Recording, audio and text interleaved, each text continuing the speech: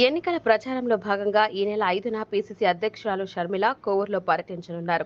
కోవూరు బజార్ సెంటర్లో జరిగే బహిరంగ సభలో ఆమె పాల్గొని ప్రసంగించనున్నారు. షర్మిల పర్యటనను విజయవంతం చేసేందుకు కాంగ్రెస్ నాయకులు ఏర్పాట్లు చేస్తున్నారు. షర్మిల పీసీసీ పగ్గాలు చేపట్టాక కాంగ్రెస్ కు కొత్త ఊపు వచ్చిందని ఆ పార్టీ నెల్లూరు ఎంపీ అభ్యర్థి కొప్పుల రాజు, కోవూరు ఎమ్మెల్యే అభ్యర్థి నారపిరెడ్డి కిరణ్ కుమార్ రెడ్డిలు అన్నారు.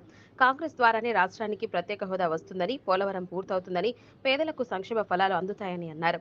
ప్రజలందరూ తమకు ఓటు వేసి గెలిపించాలని విన్నవించారు.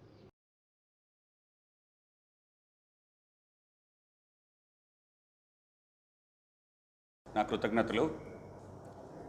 ఏదైతే న్యాయయాత్రలో భాగంగా ఈ రాష్ట్రంలో జరుగుతున్నటువంటి అప్రజాస్వామిక ప్రభుత్వ విధానాలపై దండయాత్ర చేస్తూ మన ప్రీతమ నాయకులు డాక్టర్ వైఎస్ రాజశేఖర రెడ్డి గారి ముద్దుబిడ్డ రాజశేఖర రెడ్డి రాజసం, రాజశేఖర రెడ్డి గారి వారసురాలు, రాజశేఖర రెడ్డి గారి రాజకీయ వారసురాలుగా ఈరోజు న్యాయయాత్రలో భాగంగా ఆదివారం 5వ తేదీ సాయంత్రం 3 గంటలకు కోవూరు బజార్ సెంటర్లో బహిరంగ సభ నిర్వహిస్తున్నాం.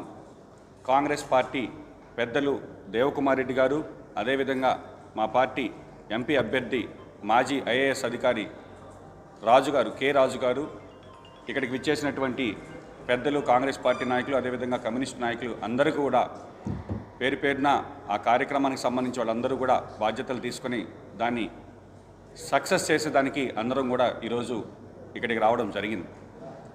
ఏదైతే ఈ రాష్ట్రంలో ప్రస్తుతం ప్రధానంగా 2 పార్టీలు, ఒకటి వైఎస్ఆర్ కాంగ్రెస్ పార్టీ, 2 తెలుగుదేశం పార్టీ, రాష్ట్ర విభజన గాయాలు అనంతరం ఈ 2 పార్టీలు కూడా 5 సంవత్సరాలు పరిపాలన సాగించాయి.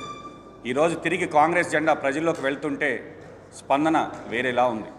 ఈ మాట ఎందుకు చెప్తున్నానంటే, చంద్రబాబు గారు బీజేపీతో అలయన్స్ పెట్టుకొని కేంద్రంలో మంత్రి పదవులు పొందుతూ కూడా విభజన హామీలు ఏవైతే విభజన అంశాలు సార్ మాట్లాడినట్టు అవి కూడా సాధించడంలో విఫలమవ్వడం ఒకటి. రెండోది, ఈరోజు వైఎస్ఆర్ కాంగ్రెస్ పార్టీకి సంబంధించి జగన్మోహన్ రెడ్డి గారు చెప్పుకునేటటువంటి సంక్షేమ రాజ్యం గురించి మనం ఒక విషయం మాట్లాడాలి. ఏదైతే పేదవాడు కార్పొరేట్ హాస్పిటల్స్కి వెళ్ళి వైద్యం చేయించుకోవాలని రాజశేఖర రెడ్డి గారు ప్రారంభించినటువంటి ఆరోగ్యశ్రీ, రాజశేఖర రెడ్డి గారు చనిపోయినా కూడా ఈరోజు అందరి హృదయాల్లో ఉండేటటువంటి పరిస్థితి. కానీ ఈరోజు జగన్మోహన్ రెడ్డి గారు మేము ఆరోగ్యశ్రీ యొక్క పరిమితిని 25 లక్షలకు పెంచామని గొప్పలు చెప్పుకుంటున్నాడు తప్ప, ఈరోజు నెల్లూరు జిల్లాలో ఉండేటటువంటి ప్రముఖ కార్పొరేట్ హాస్పిటల్స్లో ఆరోగ్యశ్రీ లేదు అంటే దాని అర్థం రాజశేఖర రెడ్డి గారి ఆశయాలు చనిపోయినట్ట బతికున్నట్ట అని ఈ జిల్లా ప్రజానీకం ఒకసారి ఆలోచించమని వేడుకుంటున్నాం. ఇకపోతే మద్యపాన నిషేధం అన్నాడు. ఈరోజు స్వయాన నాసి రకమైనటువంటి మద్యం తయారు చేస్తూ ప్రభుత్వమే అమ్ముతూ అక్క చెల్లెమ్మల మెడలో మంగళసూత్రాలు తెగిపోతున్నా కూడా నేను సంక్షేమం సుచ్చిలొత్తాను కాబట్టి మీరు నాకు ఓటు వేయమంటున్నారు. ఒకసారి చంద్రబాబు పసుపు కుంకుమతో సుచ్చొత్తాడు, విఫలమయ్యాడు. రేపు జగన్మోహన్ రెడ్డి గారు కూడా విఫలం అవ్వబోతున్నాడు అనేటటువంటి విషయాన్ని ఈ రాష్ట్ర ప్రజలు గమనిస్తున్నారు.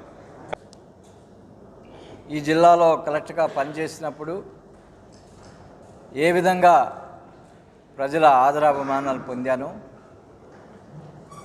మరి అదే అంకిత భావంతో మళ్ళా ఈ జిల్లాకు సేవ చేసేందుకు వచ్చారని వారు చెప్పడం నాకు చాలా సంతోషంగా ఉన్నది. మరి వచ్చే ఆదివారం వైఎస్ షర్మిలారెడ్డి గారు నెల్లూరు పార్లమెంట్ నియోజకవర్గం సంబంధించినటువంటి ప్రచారానికి వస్తున్నారు. ఈ సందర్భంగా కొన్ని విషయాలు నెల్లూరు ప్రజల ముందు ఉంచవలసిన బాధ్యత నాకుందని నేను భావిస్తున్నాను. ముఖ్యంగా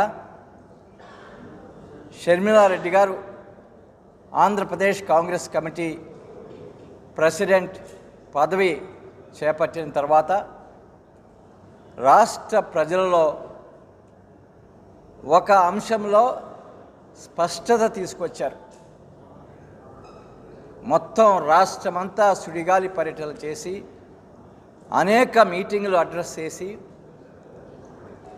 రాష్ట్ర ప్రజల్లో కాంగ్రెస్ పార్టీ ఎడల ఒక స్పష్టత తీసుకొచ్చారు. అది ఏమిటి అనేది మీ ముందు నేను ఉంచాలనుకుంటున్నాను. రాష్ట్ర విభజన జరిగినప్పుడు తెలుగుదేశం పార్టీ వాళ్ళు కూడా లెటర్ పెట్టారు, రాష్ట్రాన్ని విభజించండి అని. వైసీపీ పార్టీ కూడాను లెటర్ పెట్టారు, రాష్ట్రాన్ని విభజించండి అని. విభజన నిర్ణయం తీసుకున్న తర్వాత ఈ రెండు పార్టీలు కూడా ఒక్క రోజు కూడాను విభజన అయిపోయిన తర్వాత రాష్ట్రాన్ని ఏ విధంగా అభివృద్ధి చేసుకోవాలి, రాష్ట్ర ప్రజల సంక్షేమాన్ని ఏ విధంగా ముందుకు తీసుకుని వెళ్ళాలి అనే అంశం మీద ఒక్క రోజు కూడాను ఆలోచన చేయకుండా విభజన బాధ్యత అంతా కాంగ్రెస్ పార్టీ మీద నెట్టివేసి ఆ నేరం కాంగ్రెస్ పార్టీ మీదే నెట్టివేసి పబ్బం గడుపుకున్నారు.